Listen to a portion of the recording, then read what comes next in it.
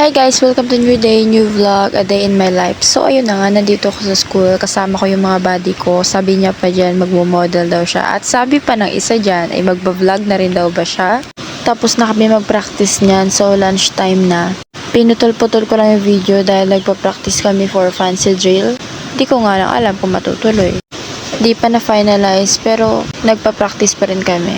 So kumakain na nga pala kami niyan. Syempre share kung ano ang meron ng isa. Yan talaga ang pinakagusto ko na banding, yung sabay-sabay kami kumain. Minsan naisip ko na rin mag-quit sa CAT dahil nakakapagod na.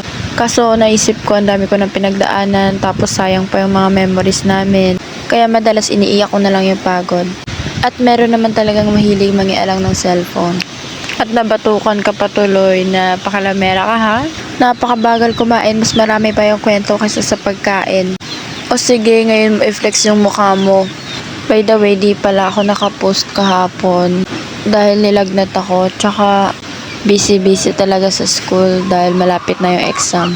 At natapos na nga kami kumain yan, nag-practice na ulit kami, mga pasado 1 PM na yan. Halata bang nai-stress na naman si madam? Tumatahimik na nga lang ako kasi baka ano pa masabi ko mag-away-away pa kami. Kasi kunting mali isisihan agad. Hala, naalala ko one time nahulugan ako ng rifle sa ulo. Syempre, umiyak. Lahat ba naman sila nakatingin sa akin Pero syempre, silent cry lang. Silent cry! Kaya talaga pag pagod ako, gusto ko na talaga mag-quit. Kasi di naman lagi masaya madalas pagod. Kaya minsan sinasabi ko, malapit naman na matapos, tiisin mo na lang.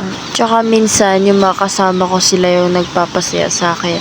At yun na nga, tapos na kami mag-practice at agad-agad naman akong umuwi. Salamat sa panonood!